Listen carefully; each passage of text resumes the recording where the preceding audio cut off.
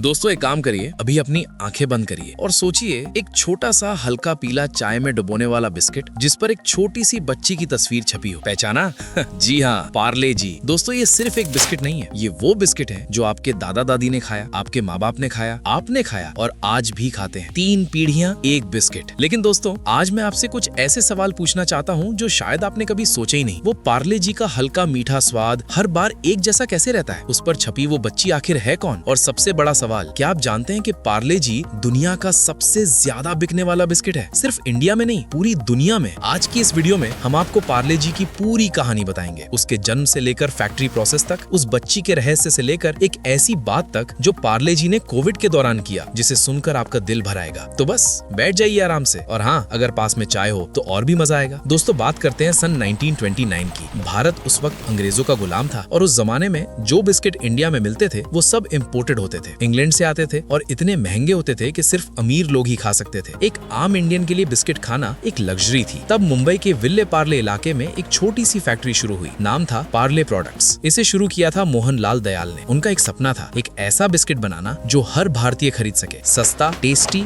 और अपना, made in India. और उन्होंने बनाया पार्ले ग्लूकोज बिस्किट, जिसे बाद में दुनिया ने जाना पार्ले जी के नाम से। जी का मतलब होता है ग्लूकोज। हालांकि आज बहुत लोग मजाक में जी फॉर जीनियस कहते हैं, लेकिन ओरिजिनल नेम में जी का मतलब ग्लूकोज ही है। ये बिस्किट इतना सस्ता था, इतना पौष्टिक था कि आजादी के बाद भारतीय सेना भी इसे अपने जवानों को देती थी। स्कूल के मिड डे मील प्रोग्राम्स में यही बिस्किट बांटा जाता था। फ्लड हो, अर्थक्वेक हो, कोई भी डिजास्टर हो, सबसे पहले जो रिलीफ मटेरियल भेजा जाता है उसमें पार्ले जी जरूर होता है। ये सिर्फ बिस्किट नहीं, ये भारत का एक ऐसा साथी है जो हर मुश्किल में साथ रहा है। दोस्तों आप बात करते हैं उस सवाल की जो लगभग हर किसी के मन में कभी न कभी जरूर आया होगा। पार्ले जी के पैकेट पर जो वो प्यारी सी बच्ची दिखती है वो है कौन? क्या वो किसी रियल इंसान की फोटो है? क्या वो किसी पार्ले एम्प्लॉय की बेटी है? दोस्तों ये एक ऐसा रहस्य है जिसका जवाब खुद पार्ले ने कभी ऑफिशियली नहीं दिया, लेकिन सालों में कई लोगों ने क्लेम किया कि वो बच्ची वही है। एक नाम बहुत फेमस हुआ, नीरू देशपांडे, एक मुंबई की महिला जिन्होंने कहा कि वो बचपन में उस फोटोशूट में थी, लेकिन पार्ले ने ऑफिशियली कभी कंफर्म नहीं किया। और ऑनेस्टली शायद यही मिस्ट्री पार्ले जी को और इंटरेस्टिंग बनाती है।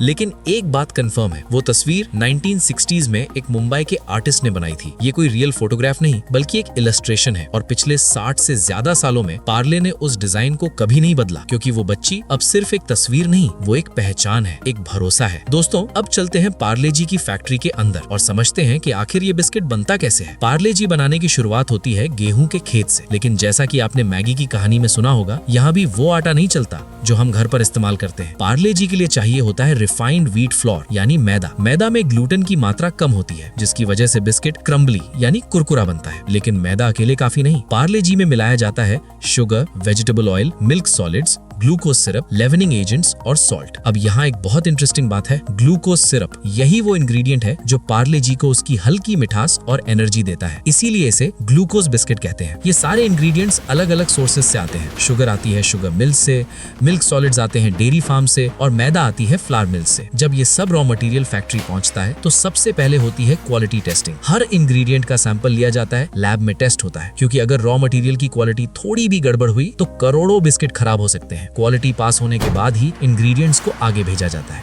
दोस्तों अब शुरू होता है बिस्किट बनाने का पहला असली स्टेप, मिक्सिंग। एक बड़े इंडस्ट्रियल मिक्सर में सबसे पहले शुगर और वेजिटेबल ऑयल को एक साथ मिलाया जाता है। इस प्रोसेस को क्रीमिंग कहते हैं। शुगर और ऑयल को तब तक मिक्स किया जाता है जब तक वो एक फ्लफी लाइट मिक्सचर ना बन जाए। ये स्टेप बहुत जरूरी है, क्योंकि यही स्टेप बिस्किट को उसकी टेक्सचर देता है। अगर क्रीमिंग सही नहीं हुई तो बिस्किट या तो बहुत हार्ड हो जाएगा या बहुत सॉफ्ट। क्रीमिंग के बाद इसमें मिलाया जाता है मैदा, ग्लूकोज सिरप, मिल्क सॉलिड्स और लीवनिंग एजेंट्स। लीवनिंग एजेंट्स वो केमिकल्स होते हैं जो बेकिंग के दौरान गैस रिलीज करते हैं। यही गैस बिस्किट को अंदर से थोड़ा लाइट और एरी बनाती है। ये सब मिलाकर एक डो तैयार होता है। लेकिन यहाँ एक बात नोटिस करने वाली, ये डो रोटी के डो जैसा नहीं होता, ये थोड़ा सख्त होता है, थोड़ा ड्राई होता है, क्योंकि अगर डो ज्यादा सॉफ्ट हुआ तो बिस्किट बेकिंग के बाद अपनी शेप नहीं रखेगा। मिक्सिंग के दौरान टेम्परेचर भी कंट्रोल किया जाता है, क्योंकि ज्यादा गर्मी से फैट पिघलने लगता है और डो की क्वालिटी खराब हो जाती है। तो दोस्तों एक परफेक्ट पार्ले जी बिस्किट के पीछे पहले स्टेप में ही इतनी प्रिसीजन है। दोस्तों डो तैयार हो गया, अब बारी आती है उसे शेप देने की। ये डो जाता है एक बड़ी मशीन में जिसे रोटरी मोल्डर या शीटिंग मशीन कहते हैं। ये मशीन डो को एक बहुत ही पतली और बराबर शीट में बदल देती है। शीट की थिकनेस हर जगह बिल्कुल सेम होनी चाहिए, क्योंकि अगर एक हिस्सा पतला और दूसरा मोटा हुआ तो बेकिंग में एक हिस्सा जल जाएगा और दूसरा कच्चा रहेगा। इसके बाद आती है कटिंग। एक स्पेशल कटिंग मशीन उस शीट को पार्ले जी की उस पहचानी हुई शेप में काटती है। वो रेक्टेंगुलर शेप, थोड़े गोल कोने और ऊपर वो छोटे छोटे होल्स। अब वो होल्स क्यों होते हैं? दोस्तों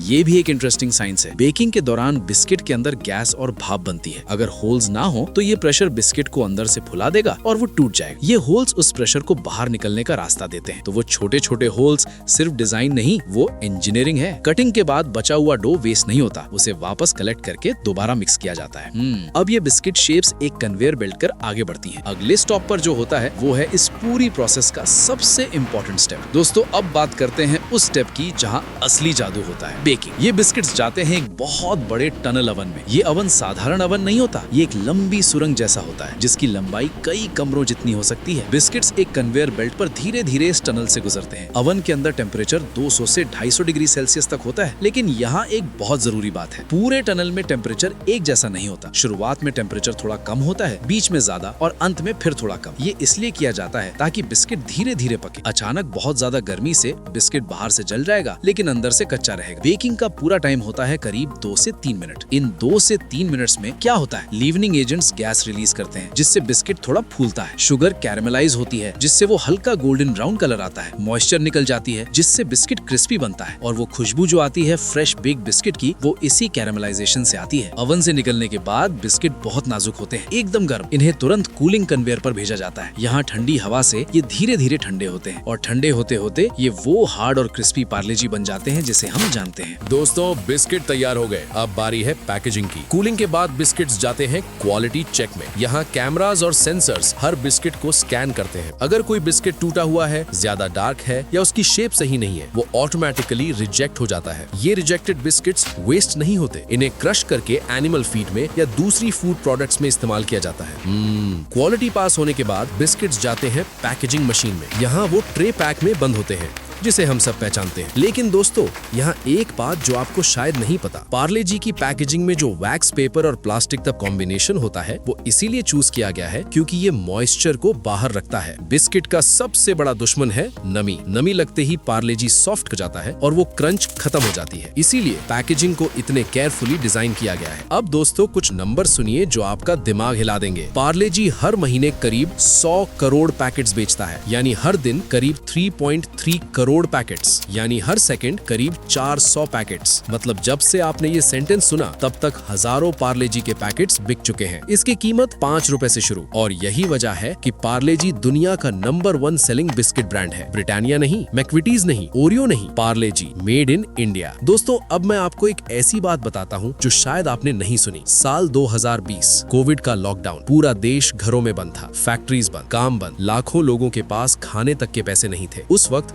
सरकार ने और एनजीओज ने रिलीफ मटेरियल डिस्ट्रीब्यूट करना शुरू किया और उस रिलीफ मटेरियल में सबसे ज्यादा जो एक चीज थी वो थी पार्ले जी, क्योंकि एक पैकेट में एनर्जी थी, ग्लूकोज था और कीमत इतनी कम थी कि हर जरूरतमंद तक पहुंच सके। उस लॉकडाउन के दौरान पार्ले जी की सेल्स इतनी बढ़ गई कि कंपनी ने बताया ये उनकी लास्ट 80 साल की सबसे ज्यादा सेल्स थी। सोचिए जब सब कुछ रुक गया था तब पार्ले जी चल रहा था, क्योंकि भूख नहीं रुकती और पार्ले जी हमेशा से उस भूख का सबसे सस्ता और भरोसेमंद जवाब रहा है। यही है पार्ले जी की असली ताकत। ये सिर्फ बिस्किट नहीं है, ये उन करोड़ों लोगों की कहानी है जिन्होंने मुश्किल वक्त में इसी बिस्किट को चाय में डुबोकर खाया और आगे बढ़े। तो दोस्तों अगर पूरी कहानी को एक बार में समझें तो गेहूं के खेत से मैदा, मैदा से डो, डो की sheeting, cutting, baking, cooling, quality check, packaging और फिर आपके हाथ तक। ये सफर जितना सिंपल लगता है उतना है नहीं। हर बिस्किट के पीछे प्रिसीजन है, साइंस है और 90 साल की एक लेगेसी है। अगली बार जब आप चाय के साथ पार्ले जी का वो पैकेट खोलें और उस बिस्किट को चाय में डुबोएं तो एक पल के लिए जरूर याद करिएगा, ये सिर्फ 5 रुपए का बिस्किट नहीं है। ये एक ऐसी चीज है जिसने 3 पीढ़ियों को एक साथ जोड़ा है, जिसने मुश्किल वक्त में करोड़ों लोगों का पेट भरा है और जिसने दुनिया में भारत का नाम रोशन किया है। अब आप कमेंट में जरूर बताइए आपकी पार्ले जी के साथ कोई खास याद है, बचपन का कोई मोमेंट, और ये वीडियो किस शहर से देख रहे हैं जरूर बताइए। वीडियो पसंद आई हो तो लाइक जरूर करें और ऐसी ही ज्ञानवर्धक वीडियोस के लिए चैनल को सब्सक्राइब करके बेल आइकन दबाना बिल्कुल मत भूलिएगा। अब मैं चलता हूँ, तब तक आप इन दोनों वीडियोस को जरूर देख लीजिए, बहुत अच्छी हैं।